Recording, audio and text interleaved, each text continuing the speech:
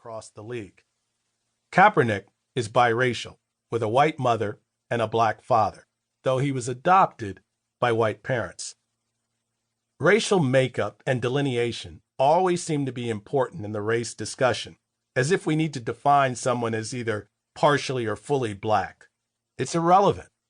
Race is not just skin tone or even DNA. It's one's self-identification and embrace of the culture that defines racial makeup. Labels can be misleading. When people ask upon what basis Kaepernick, a biracial player, could lead a cause primarily connected to black people, my answer is that Kaepernick obviously identifies with the black community. At the start of the 2017 season, no NFL team signed the then 29-year-old free agent Kaepernick, even though his skills seemed to clearly warrant his making an NFL roster.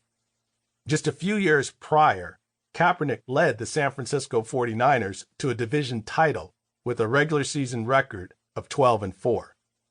No team publicly acknowledged that he was being blacklisted, though as a longtime NFL insider, I knew his signing would have rattled and upset the fan base of any team. NFL owners never lose sight of the pulse of their fan base. As Weeb Ewbank, the 1969 Super Bowl winning coach of the New York Jets, once famously said, "We are in the business of selling tickets." Owners know the lifeblood of their teams is ticket sales. Television revenues pay the bills, but ticket sales speak to the stature of a team. Owners typically steer clear of highly controversial players.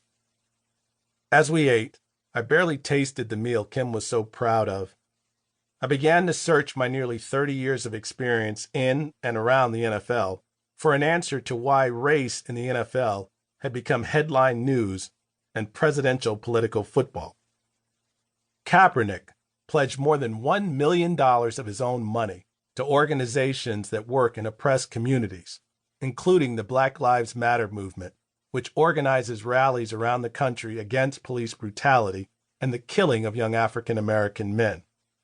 Kaepernick also made it abundantly clear in his messaging about his protest that he was not disrespecting the flag or the men and women of the armed services. To the contrary, he was attempting to use his celebrity to bring attention to and provoke conversation about racial injustices in the black communities. In large measure, Kaepernick was viewed as genuine and sincere, and what predominantly white Americans took issue with was his kneeling during the anthem. It was to them, notwithstanding the apparent legitimacy of his intentions, disrespectful. Kaepernick remained unsigned. Even as several teams experienced injuries at the quarterback position, he was bypassed, and less qualified players were signed to NFL rosters.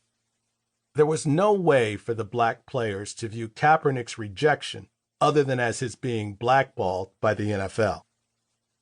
Throughout the 2017 NFL season, more black players, and indeed even full teams of white and black players, began kneeling during the anthem, raising fists and locking arms.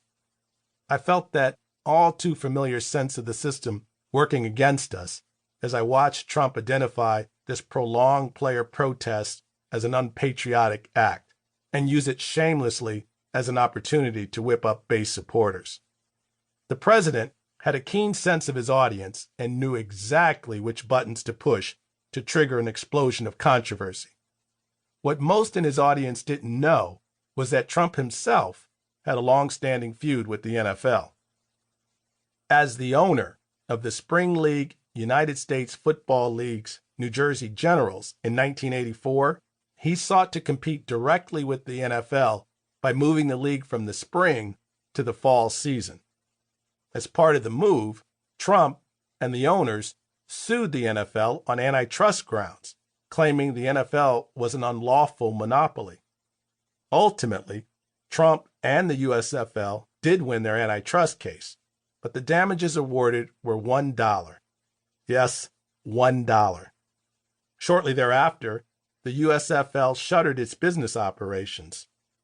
Trump was left without a team and was persona non grata with NFL owners.